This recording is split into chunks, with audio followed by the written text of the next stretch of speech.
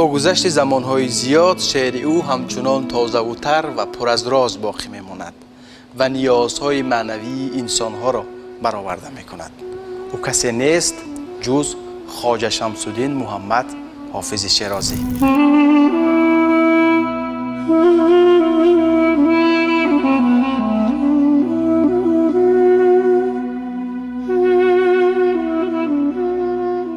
درباره زندگی و خانواده حافظ شیرازی معلومات خیلی کم در دست است و بیشتر آن با روایت و افسانه پردازی آمیخته است.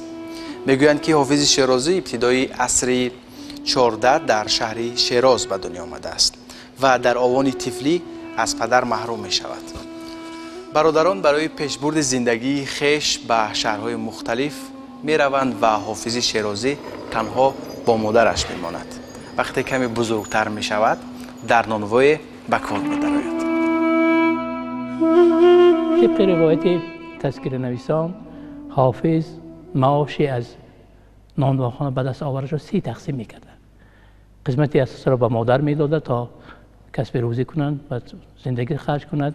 قسمتی به استاد مکتب می داد برای تحصیل و قسمتی را خرج هم می کرد و همین استعداد نبوغی حافظ، نبوغ آسای حافظ از همین کودکی ظهور کرده بود است.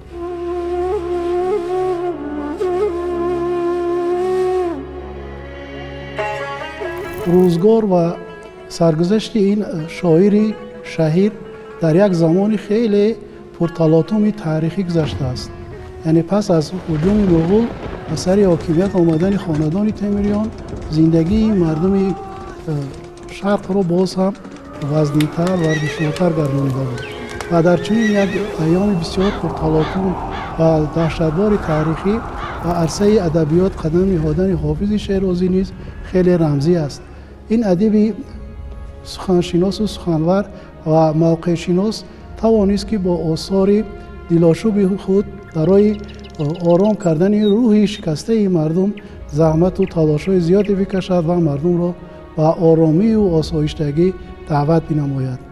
با شاهان زمانه مناسبت نیکو داشت. خیلی چیز طبیعی بود. مثلا با حاکمان زمان در مراسا بودن. وقتی که حافظ خود تعلیم میداد که آسایش دوگیتی تفسیر این 2 حرف است: با دوستان مروت، با دشمنان مدارا. دوره زندگی حافظ به همین دوره ابو اسحاق اینجو، امیر مبارزالدین، شاه اسحاق و شاه زینالدین کمتر کرد و امیر تیمور راست میبید که شیراز گرفته بود و آخری وقتی که شیراز را پر میگیرد الکی حافظ وفات کرده بود. دولتشاه سمرقندی روایت میکند وقتی تیمور لنگ شهر شیراز را فتح کرد و شاه منصور مظفری را به قتل رساند، تصمیم گرفت که با علمای شهر شیراز دیدار کند، از جمله با حافظ شیرازی. آن زمان حافظ شیرازی پیر و ناتوان شده بود. هنگام دیدار تیمور لنگ غزل مشهوری اگر آن ترک شیرازی به دست آورد دلی ما را به خال هندویش بخشم سمرقند و بخارا را مثال می آورد و می گوید ما برای فتح سمرقند و بخارا خونریزی های زیاد کردیم ولی تو خیلی ساده و آسان آن را به خال هندو بخشیدی، در حالی که همین جامعه دریده داره. این همه بخشندگی از کجاست؟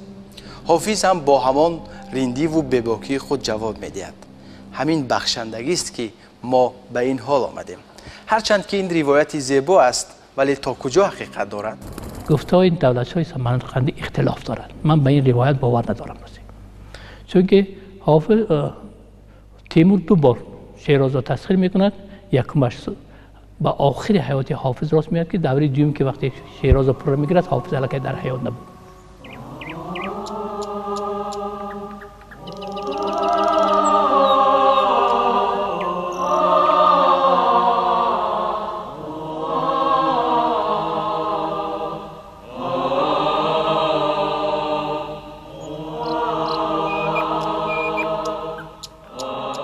خواجه حافظ با وجود اون که در اون دوره حکمرانی مثلا مغول ها را از سر گذرانیده بودیم، تأثیر زبان عربی در منطقه خیلی اوج گرفته بود و زبان تحصیل در مدرسه ها با زبان عربی بود و از اینها با زبان عربی صورت می گرفت. با وجود همه این خواجه حافظ شیرازی توانسته است که در غزلیات خود بیشتر از کلمه های اصلی تاجیکی استفاده کند. از نگاه آماری ما نظر کنیم در میابیم که اصلا واژه هایی که در غزلیات خواجه حافظ شیرازی استفاده شدن اونها کلمه های اصلی تاجیکی هستند. بوی بهبود زی افزای جهان میشنوم، شادی آورد گل و باد صبا شاد آمد. شاد زیستن و شاد بودن و از قید غم و اندوه رها بودن یکی از موضوعهای محوری غزلیات حافظ است. او انسانها را روحیه می بخشد و به زندگی دل آنها را گرم می سازد. وقتی که حافظ می خواهد که به جنبه نیکبینانه یعنی جنبه یا خوی و خصلت نیکبینانه انسان را تقویت دهد و بگوید که دنیا همین گونه به یک قرار نمیماند و هر چیزی که بدی یا سختی که بر سر انسان می آید پایانش نیکی است، پایانش بر نیکی انجام می یابد، از تلمیه استفاده می کند و سرنوشت حضرت یوسف را می آورد که برای مردم این فهمو است، سرگذشته و با همین انسان را نیکبین می گرداند و به گونه قوت می دهد مخاطب خود را که یعنی این سختی ها و این نوع بلاهایی که به سر او آمده است با نیکبینانه با صبوری می تواند پس سر کند. یوسفی گم گشته باز آید و کنعانم خود، کلبه ای احضا شود روزی گلستانم خود. ای دلی غم دیده حالت بشود دل بد مدار. در کدام حالتی که شما به دیوان شاعر مراجعه کنید و دیوان حافظ مراجعه کنید، او شما را چه میکند؟ پند میدهد، نصیحت میدهد، در همه حالت شما را دفاع میکند، در همه حالت شما را چه میکند؟ دستگیری میکند، در همه حالت شما دل شما را تسکین میبخشد. شعر واقعی حافظ همین است که دنیا دوستداری است، یعنی که این عالم تجلی حق باشد اگر با تمام زیبایی هاشون رو باید دوست داریم. صوفی نهاد دام و سری حقه باز کرد، بنیاد مکر با فلکی حقه باز کرد. در پایان همین باید میگوید که ای کبک خوش خرام خوش می روی به ایست غره مشو که گربه عابد نماز کرد. یعنی از نگاه حافظ انسان ها نوابسته از آن که در چه شرایط اجتماعی قرار دارند باید از عدالت از حقیقت گفتگو کنند، به هیچ وجه از باور، اعتقادات و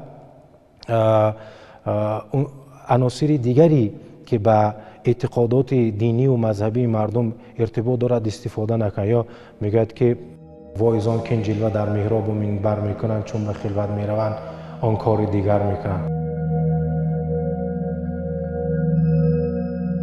شاعران عارف را، شاعران صوفی مشرب را محققان ما از روی محصول آثارشان و غایه اشعارشان به عارفان شاعر جدا میکنند و شاعران عارف. اونها به شعر از راه عرفان وارد میگردند، اینها به عرفان از راه شعر وارد میگردند و حافظ همین است، یعنی شاعری عارف است.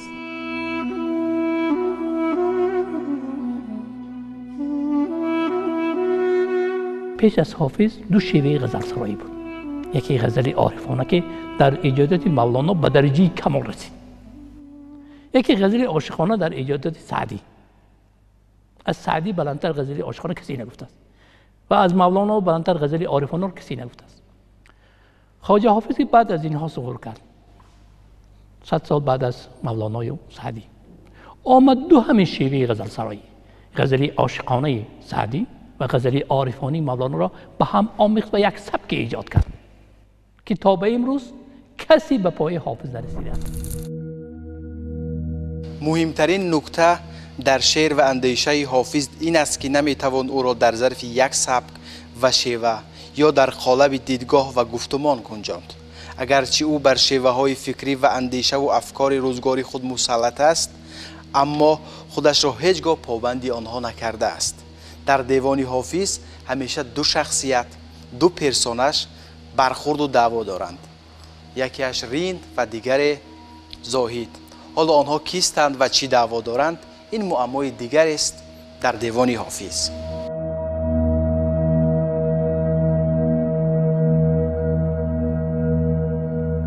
در اشعار حافظ ما چند مفهوم را مشاهده میکنیم که همواره همردیفند و در مقابل هم قرار دارند. از یک سو هم ریند و از سوی دیگری هم زاهد و صوفی. بروی زاهد و دعوت مکنم سوی بهشت، که خدا در ازل از اهل بهشتم بسریشت. یک جو از خرمنی هستی نتواند برداشت، هر که در کوی فنا در ره حق دانه نکشت. اگر ما نیکو نظر اندازیم در شعر حافظ همه وقت زاهد، صوفی، شیخ منفی هستند، در هیچ جا آنها مثبت نیستند. و حافظ همه اونهایی را که دنیا را زیبایی های دنیا رو انکار میکنن، آباد کردن دنیا رو انکار میکنن، دلخوشی را در این دنیا انکار میکنن، حافظ آنها را محکوم میکنن. حافظ با ضد جهالت دینی مبارزه میبرد. صوفی، شیخ، عابد، اینها در شعر حافظ منفی هستند، سیمای منفی هستند. اینها در خودی خود منفی نیستند. کردار زاهد و عابد و شیخ اینها را منفی کرده است. حافظ به مقابل خرافات دینی، جهالت مبارزه میبرد. هیچ یکی از شاعران ما مانند حافظ اینقدر به صوفیان سالس و شیخان گمراه نتاخته است که حافظ بیتازد، که انعکاس زمانش است. زاهد شراب کوثر و حافظ پیاله خواست، تا در میانه خواسته ای کردگار چیست. حافظ بارها خودش را ریند تخلص می کند و اشعارش را ریندانه می داند. و اگر به معنی لغوی و اصطلاحی ریند ما توجه کنیم، ریند یک شخص راستگو، ناترس، دلیر، زیرک و آگاه است که نوبسته از آن که در تحت چه شرایط قرار میگیرد از راستی، حقیقت و درستی دفاع میکند. بیشتر شعر حافظ وقتی ما موغ رو میبینیم، مای رو میبینیم، موغ بچه رو میبینیم، دایر مغان میبینیم، همه چیزا مربوط هم به دنیای فکری مکتب مهرپرستی که در شعر حافظ از این مکتب فکری خیلی خوب استفاده کرده است. حافظ دانش گسترده و آگاهی بمانند بر رمز و راز موسیقی داشته است. در ادبیات فارس و تاجیک هیچ شاعر به مانند حافظ شیرازی بر رمز و راز موسیقی و نظام آوایی واژه‌ها آگاهی نداشته است. روایتی هست که دلیل حافظ تخلص گرفتن او میل به اندازه به موسیقی داشتن او نیز به حساب می رود.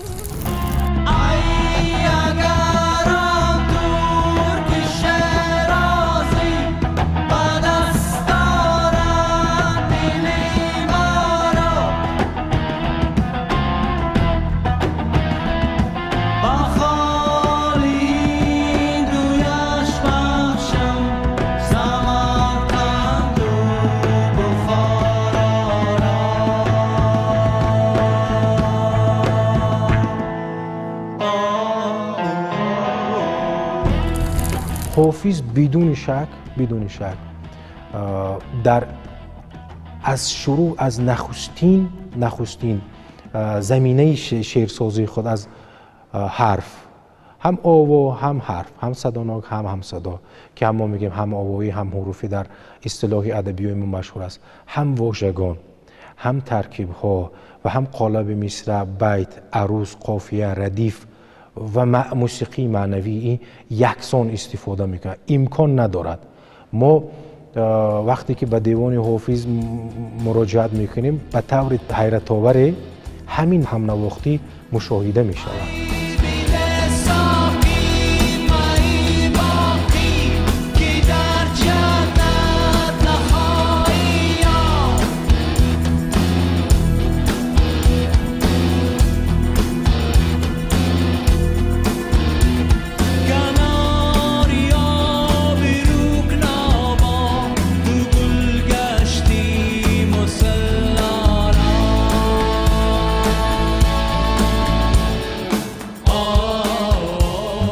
دیگر از نکاتی که در دیوان حافظ هست و همه به این اشاره میکنند این است که حافظ از حد اعتدال در استفاده از آرایه های بدیعی، واسطه های بیانی و ترفند های بدیعی دیگری است. مثلا به اندازه استفاده میکند که نه کلامش را مصنوع و متکلف می سازد، نه به آن اندازه از اینها پرهیز می کند که کلامش ساده و خشک باشند. یعنی این حد را حافظ می شناسد و از همین سبب هم وقتی که ما درباره این یا آن ابزار هنری صحبت می کنیم، اشعار حافظ نمونه بارز و نمونه به کمال رسیده همین نوعی صنعت بدیعی می باشه. مثلا میگوید که نه من از گوشه تقوا به در افتادم و بس، پدرم نیز بهشتی ابد از دست بهشت. و همین همشکلی واژگان و معنی متفاوت داشتن آنها در ذهن خواننده زیبایی خلق میکند.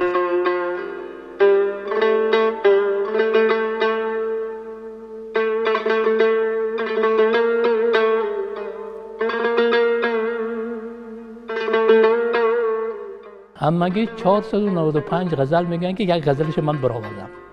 یک غزلی که به نام حافظ مشهور است: هرگز هم نقشی تو از لفظ دل جام نرود، هرگز از یاد من آن سرو دلارام نرود. این شعر ناصر بخارایی است، شعر حافظ نیست. با اشتباه کاتبان به دیوان حافظ وارد شده است. من در نظر مقایسه دیوان ناصر بخارایی دیوان حافظ ثابت کردم. از من پیشترم گفته بودن که باید این شعر ناصر باشد، پرویز ناصر خانلری. و ما یک نسخه ای که در نمنگان پیدا شده در ازبکستان است، دیوان ناصر بخارایی که 60 سال بعد از مرگ حافظ در شیراز از طرف محمود شیرازی کتابت شده است. این غزل در دیوان ناصر بخارایی است و کاتب شیرازی است، محمود شیرازی. و هیچ وقت ممکن نیست که یک شیرازی شعر غزل حافظ را به دیوان ناصر وای کند. در قدیمترین نسخه های دیوان حافظ این غزل نیست. همگی 494 غزل دارد، 42 رباعی، 2 مثنوی و چند تا قصیده و قطعه. درختی دوستی بنشان که کامل بابار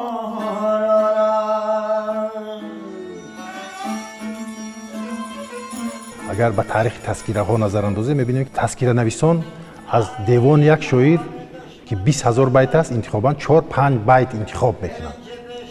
یعنی که از یک حتی از بعضی دیوان ها 1 بیت انتخاب میکنند، چیزی خیلی برجسته. و صاحب بر یک شاعر بزرگ میگوید که شعر حافظ شیراز شعر است که آن انتخاب ندارد، یعنی یک شعر است از شعر دیگر بالاتر میایستد.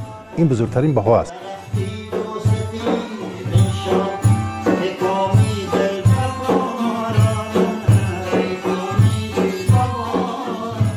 فخریت در ادبیات تاجیک ژانر خیلی معمول است. شروع از رودکی تا به شاعران معاصر فخریه‌های زیاد در وصف خویش گفتند، از جمله خواجه شمس‌الدین محمد حافظ شیرازی نیست.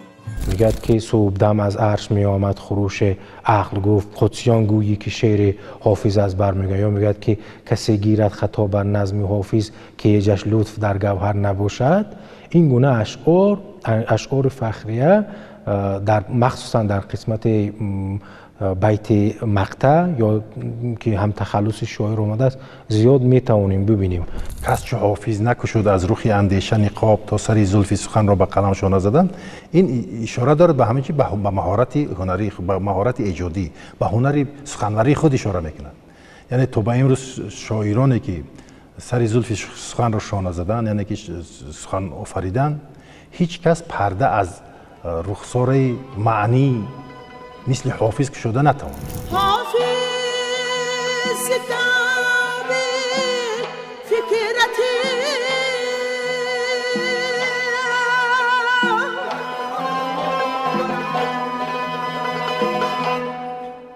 به حاصل بسوخت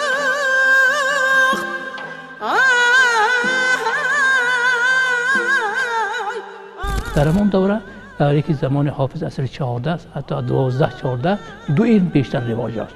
یکی علم بلاغی، علم بلاغت، و دیگری علم قرآنی که طلبات زمان بود. حافظ در هر دو علم شهرت دارد. حتی طبق روایتی میگن که تفسیری به قرآن هم نوشته باشد که متأسفانه باقی نموده است. ولی قرآن دانی و قرآن خوانی و قرآن پژوهی حافظ ثابت است. و در علم بلاغت نیز به درجه کمال است.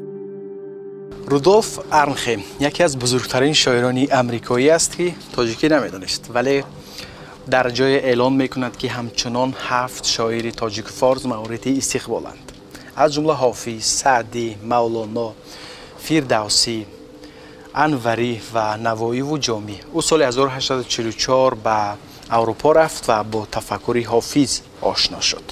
ویکتور گیوگو حافظ را شاعر دلها نام برده است و نیچه 10 بار در آثار خود نام حافظ را آورده است و اغلب با او نام گیوته را نیز همراه کرده است.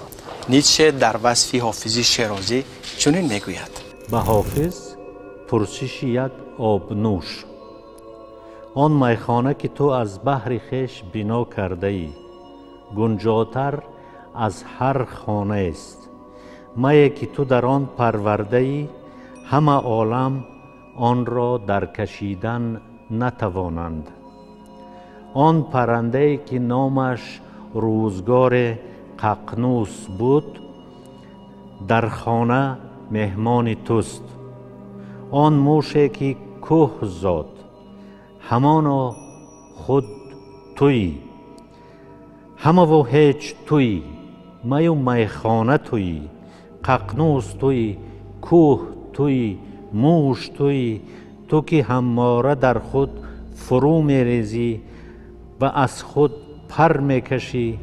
ژرفترین فرو رفته ترین بلندی ها تویی. رفشنترین رفشنی ژرفاها تویی. مستی مستانه ترین مستی ها تویی. تو را به شراب چی کار؟ اعتبار حافظ نزد تذکره‌نگاران و شاعران بسیار بزرگ است. مثلا که عبدالرحمن جامی در نفحات الانس اشتباه نکنم به نقل میگوید که هیچ دیوان بهتر از دیوان حافظ نیست. مضمون این چی؟ یعنی به این اندازه به حافظ اعتماد دارند. یعنی حدودا بیشتر از 1700 نسخه وجود داشتن دیوان حافظ در کتابخانه های عالم دلیل این است که حافظ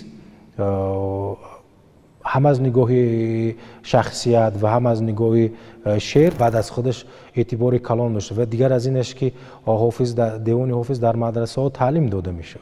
مخاطب حافظ تنها مردم عادی و نیستند، مسلمان یا فارسی زبان نیستند، بلکه کلی بشریت است. همین است که از جانب کلی بشریت حافظ قبول است. یعنی اینها به سعادت دو جهانی بشر میاندیشند. گیوته او را آفتاب نظم نامیده است. وقتی که در آلمان گیوته را آفتاب نظم مینامند میگوید نه، من آفتاب نظم عالم نیستم. آفتاب نظم در شرق است که او حافظ شیرازی است. من تنها ماهتابم که تنها نورهای آن آفتاب را منعکس میکنم. در اروپا حافظ از جانب آلمانی ها معرفی شده است. وقتی که ترجمه یوزف فون همبر پرکشتال به دست گیوته میافتد، او عاشق افکار حافظ میگردد.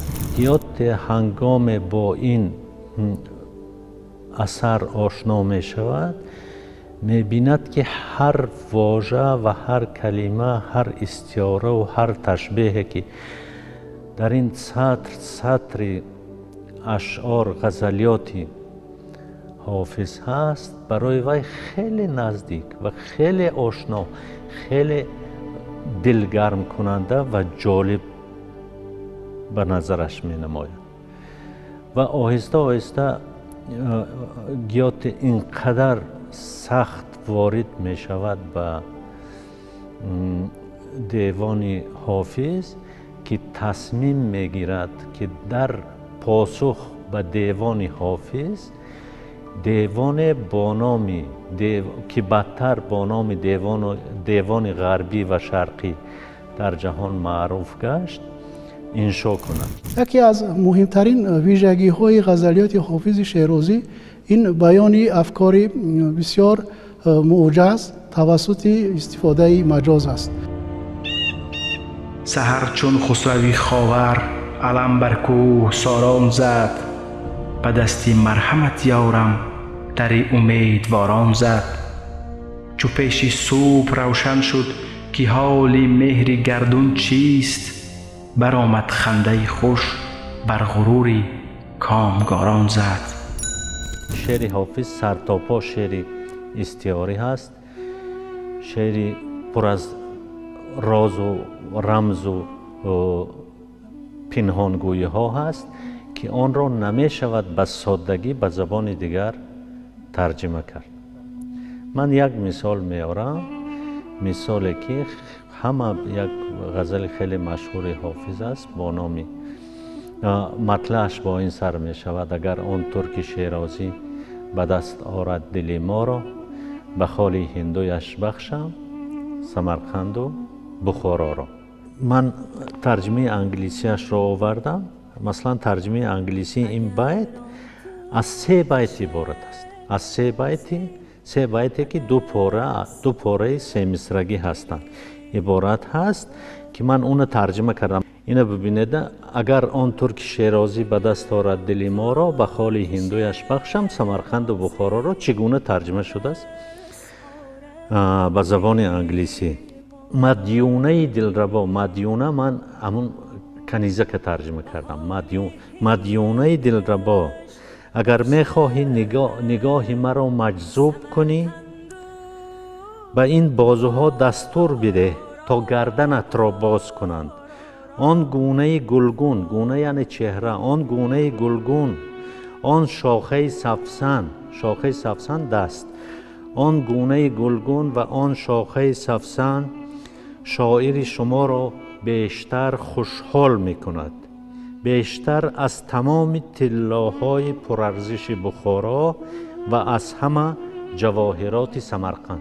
شاعر می توانست که این همین بیت را تحت لفظی ترجمه کند. البته بعض تجربه ها هستند که تحت لفظی ترجمه کردن که در چشم من شما خیلی خوب میتابد، لیکن برای خواننده شعر دوستی انگلیسی زبان که تجربه های ادبیاتی در اساس تجربه های ادبیات انگلیسی و تعلیم گرفته است و شعر را میشناسد، این گونه تصویرها اصلا قابل قبول نیست و شاعران گرچند که این کار خیلی کار دشوار است، خیلی کار زحمت طلب است، شاعران شعر را مطابق با قاعده های نظمی خودشان، ادبیات خودشان شعر را برگردان میکنند.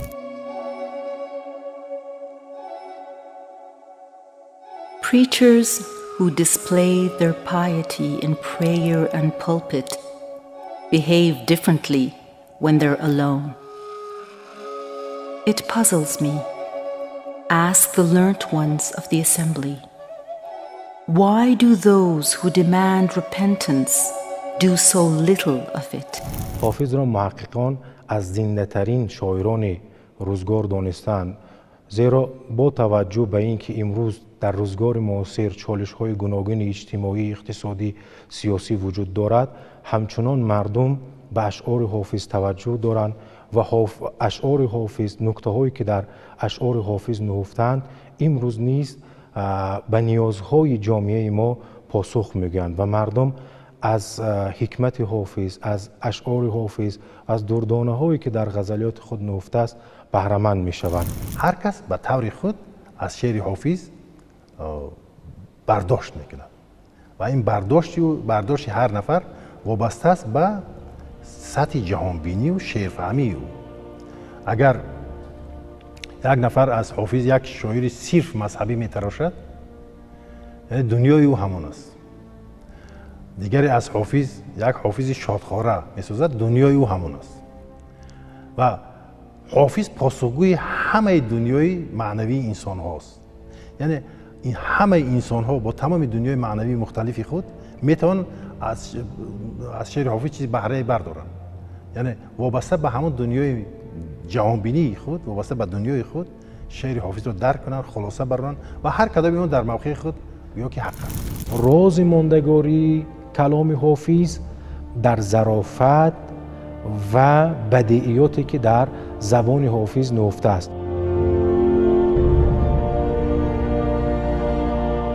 شعر برای مردم ما تنها شعر نیست، بلکه آن اندیشه، افکار و فلسفه مردم ماست. شاعران در مسیر تاریخ چراغی بودند که راه را برای آیندگان روشن می‌کردند و خواجه شمس الدین محمد حافظ شیرازی یکی از آن چراغ‌های ابدی است. دوست